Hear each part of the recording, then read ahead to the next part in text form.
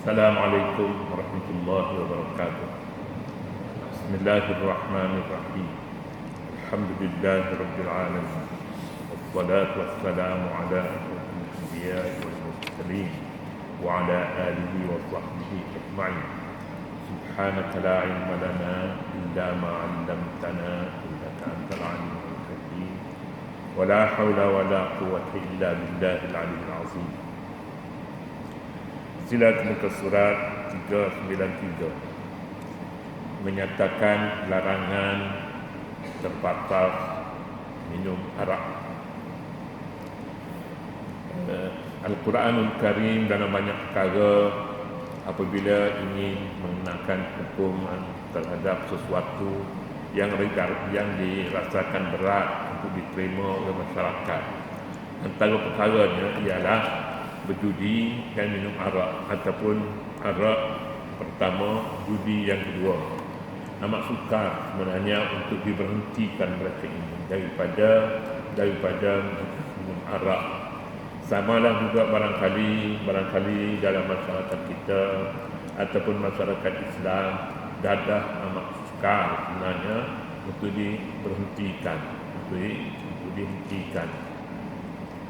Dalilnya banyak kali tindakan yang kita dengar daripada penguasa keselamatan, tangkapan dan tujuannya untuk membasmikan penagihan arak, penagihan dadah.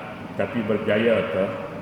Sampai kepada hari ini pun tangkapan itu sebenarnya berkurang atau tidak, tapi bertambah.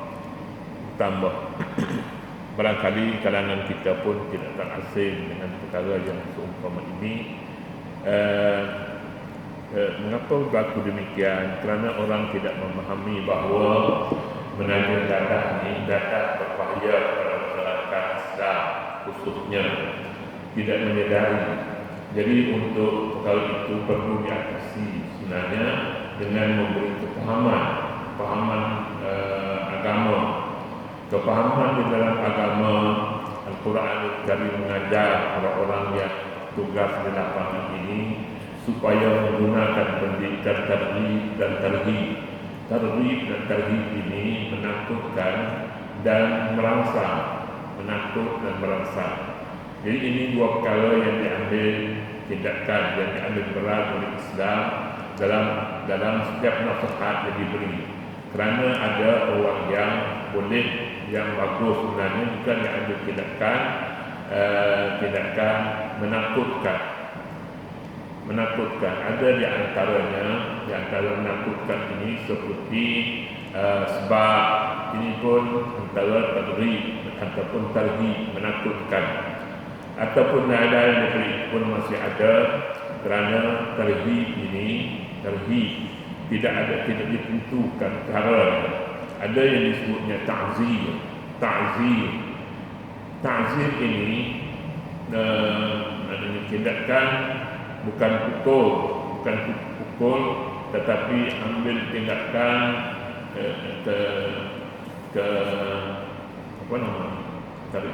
ta'zir ini tindakan menakutkan, misalnya mempermalukannya.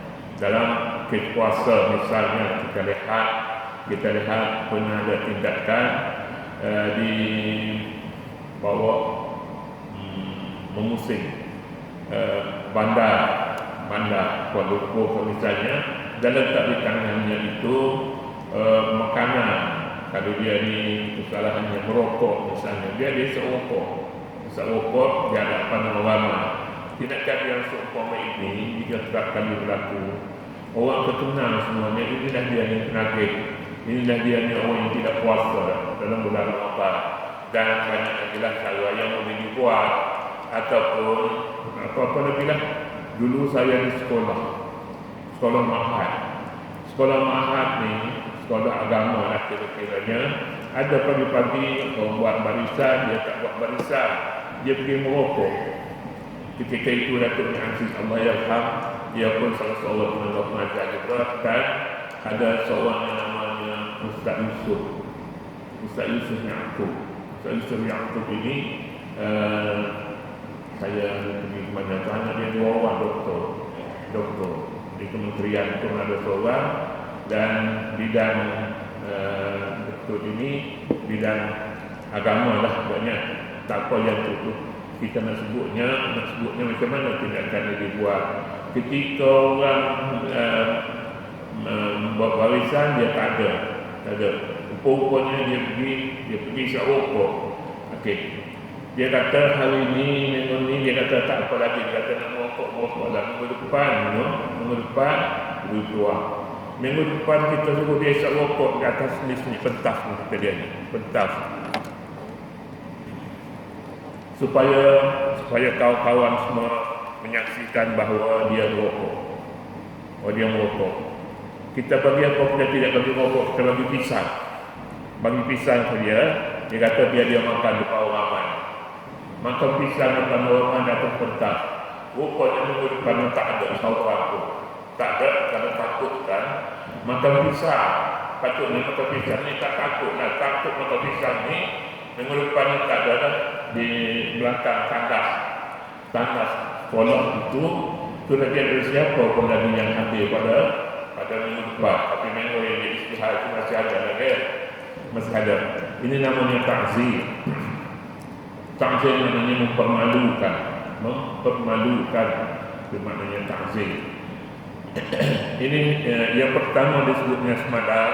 Tindakannya ialah dengan memberi nasihat bahawa ismuhuma akbaru min naf'ihima. Kesalahan keduanya itu lebih besar daripada manfaat. Ismu itu dosa itu lebih besar. Jadi orang yang takutkan dosa dia berhenti. Antara dosanya ialah tak boleh pergi semayang masjid. Tak boleh pergi semayang masjid, semayang di rumah dia pergi nak semayang. Itu pun satu perkara yang memalukan pula. Kata apa, pagi ni dulu ada masjid, tapi sekarang dah tak ada dah. Datang melewat, duduk di belakang-belakang, tak datang seperti sebelum ini. Itu pun salah satu juga menyakitkan jiwa seseorang yang bersalah itu. Jadi kali yang pertama sudah kita sebutnya semalam, menyatakan dosa minum arak lebih besar daripada manfaatnya. Dosa lebih besar daripada manfaat. Dosa yang dimaksudkan di sini ialah tidak boleh sembahyang berjamaah bersama dengan orang ramai, orang yang minum arak. Kenapa? Kerana baunya itu boleh mengganggu ketenteraman awam. Kemudian yang kedua, langkah yang kedua menyatakan larangan terbatas minum arak. Larang minum arak boleh, tapi terbatas tempatnya. Tempatnya ialah bukan tempat, waktunya. Waktu bila masuk waktu salat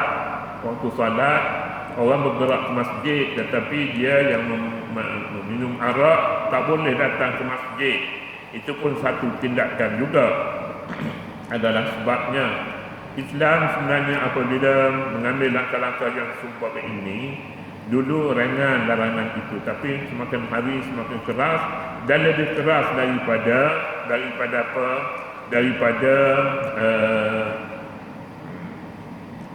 menyatakan dosanya, kesalahannya lebih besar daripada manfaatnya, daripada faedahnya. Kali ini ayat diturunkan untuk menyatakan tindakannya lebih keras lagi, nasihatnya lebih keras, iaitu firman Allah, ya ayyuhallazina amanu la taqrabus salata wa antum sukara hatta ta'lamu ma taqulun. Wahai orang yang beriman. Tuntutannya kepada orang beriman saja. Yang tak beriman dia punya masalah lah. Wahai orang yang beriman, janganlah kamu hadiri, yakni mengerjakan salat sedangkan kamu dalam keadaan mabuk, sehingga kamu mengetahui apa yang kamu katakan, apa yang kamu ucapkan. Tindakan yang kedua tak boleh datang masjid ya. Orang yang mabuk tak boleh datang ke masjid. Jadi orang yang selalu datang ke masjid, sebenarnya bila dia tak datang, dia merasakan satu kesalahan yang ditanggung. Apa sebabnya? Sebabnya dia minum, tak boleh datang ke sini. Carilah jalan lain supaya dia boleh datang ke masjid, tetapi dia juga boleh minum arak. Ada orang yang macam tu. Ada setengah orangnya dia berhenti terus, susah-susah dia kata berhenti. SSB, dia pakai SSB, maknanya susah-susah berhenti lah. Jadi ini sebenarnya tindakan yang diambil oleh Nabi SAW oleh Al-Quran, yang dengan mengambil pendekatan ni orang sekarang ni pun ada gaji apa, gaji SSB, susah-susah berhenti, maknanya tak naik gaji, berhenti. Katanya di sini ayat ini diturunkan mengenai peristiwa yang berlaku kepada Abdurrahman bin Auf. Ini orang kaya. Abdurrahman bin Auf orang kaya. Dia hijrah ke Madinah, orang tawar kat dia banyak perkara yang orang tawar. Pasal dia orang kaya. Orang kaya ni dia nak pergi nak minta nak kahwin dengan siapa, nak cari jodoh siapa. Dia kaya, semuanya orang boleh terima dia. Abdurrahman bin Auf namanya. Jadi siapa orang ni? Abdurrahman bin Auf telah mengadakan satu jamuan kepada sahabat baginda Rasulullah sallallahu alaihi wasallam dengan menghidangkan minuman arak. Dia buat satu jamuan besar-besaran. Jamu siapa sahabat-sahabat Nabi. Apa yang disediakannya? Yang disediakannya arak. Oh, ramai orang datang. Pasal apa? Ramai orang yang berminat. Orang suka semua. Manakala kalau sekarang ni zaman arak, orang tak datang lah pasal minum arak. Tapi kalau cakapnya ada jamuannya biryani, nasi biryani. Malam tadi nasi biryani ini menjadi nama untuk glamour. Bukannya sedap sangat, tak ada tak biasa je. Tapi bunyi biryani ini maknanya orang berani. Pergilah. Itu kempen. Abdurrahman bin Auf dia buat kempen minum arak dan satu jamuan yang disediakan olehnya. Apabila tiba waktu solat maghrib, mereka menampilkan salah seorang daripada mereka menjadi imam. Tiba-tiba imam yang mabuk itu membaca maghrib, orang sembahyang berjamaah, tak kira lah nak arak pun pada ketika itu nak sembahyang berjamaah. Bila nak sembahyang berjamaah, kerana imam ni tak ada ni, pergi ke mana ni, tak tahu pergi ke mana, tak datang. Tak biasalah kalau imam yang ditetapkan itu tak datang. Tapi kita imam ramai, tak datang lebih nak 5-6 orang, 7 orang, jadi datanglah, mesti ada. Jadi macam mana ni orang ni? Lalu tiba-tiba imam yang mabuk itu membaca. Dia baca apa dia? Dia baca kuliah ayyuhal kafirun. Oh, hebat juga ni dia baca kuliah. Kalau baca kuliah ni, biasanya rakaat yang kedua apa dia orang baca? Baca qul huwallahu ahad. Set dia lah tu. Kuliah qul huwallahu ahad. Tak boleh lagi, dia tak boleh kuliah wa duha, tak boleh. Salah. Dari sudut peraturannya, dia menjatuhkan maruah iman. Apalah. Baca rakaat pertama kuliah ayyuhal kafirun, yang kedua pula wa duha. Wadduha boleh ke? Tak boleh. Dia ni baca kuliah ayyuhal kafirun la a'budu ma ta'budun wa nahnu na'budu ma ta'budun.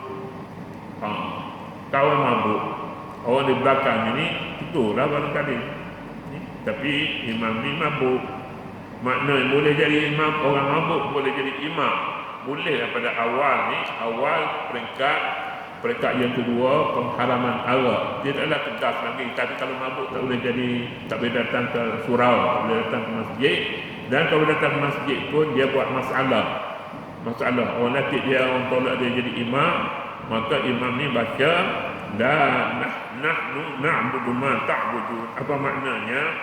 Terjemahannya katakanlah, wahai orang kafir, ya ayyuhal kafirun, tidak aku tidak menyembah apa yang kamu sembah dan aku menyembah apa yang kamu sembah. Aku pun saya kata serupa kamu sembah apa, aku pun sembahyang tu juga. Mana boleh? Al-kafirun, ya ayyuhal kafirun, a'budu ma ta'budun, aku sembah apa yang kamu sembah. Terbalik dah ni, terbalik. Bumi langit, tukar tempat. Imam itu membaca surah ini dengan menambahkan satu ayat yang mengubahkan makna sekali makna asal bagi kandungan dalam surah ini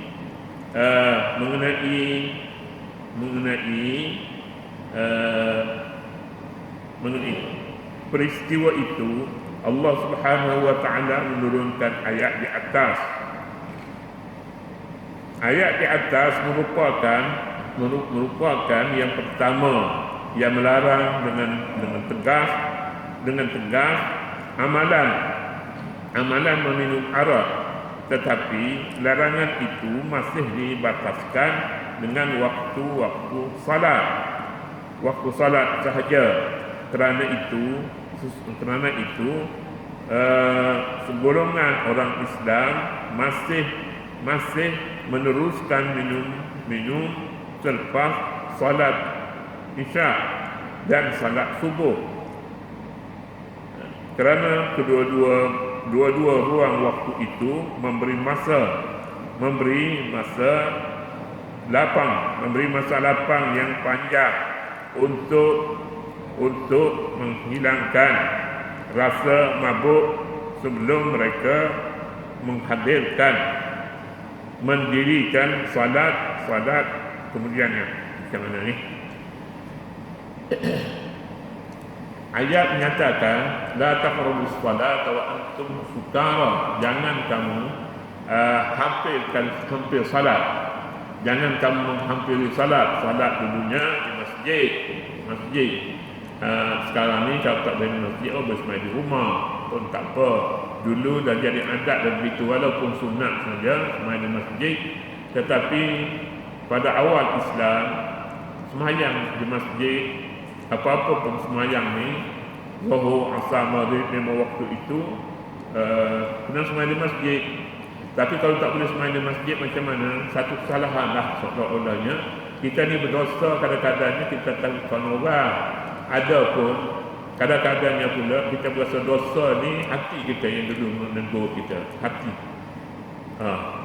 Orang kata kita ni tak nampak hidung, bulan dah tak nampak ni mana. Orang bertanya, hati kita pun rasa tidak sedar kalau begitu. Jadi dulunya Nabi larang mendekati sembahyang sedangkan kamu mabuk. Jadi bagaimana mereka buat? Jadi kalau Nabi nampak nak azan dan untuk salat Zuhur ke Asar ke, dia kata kita minum lepas Asar, lepas Maghrib, lepas Isya. Jadi selamatlah mereka nya, tak pergi lambat lagi nak pergi ke masjid. Jadi oleh kerana itu ada orang dia menangguh. Bila menangguh sembahyang hingga selepas salat, maka ramailah orang yang datang ke masjid, tapi mereka balik cepat. Pasal apa? Tak minum lagi. Tak minum. Kadang-kadang mereka amalkan lepas salat Isya, minum selepas salat. Wirid lepas salat pun kadang-kadangnya mereka terpaksa kurbankan. Pasal apa? Dia kata tak minum lagi. Kalau orang sekarang ni katanya tak makan lagi, belum makan lagi. Bila makan lagi, jadi mereka lepas salat balik segera. Dulunya mereka sembahyang sebelum mereka minum sebelum salat, tapi tukar masa kepada selepas salat. Bagaimana keadaannya?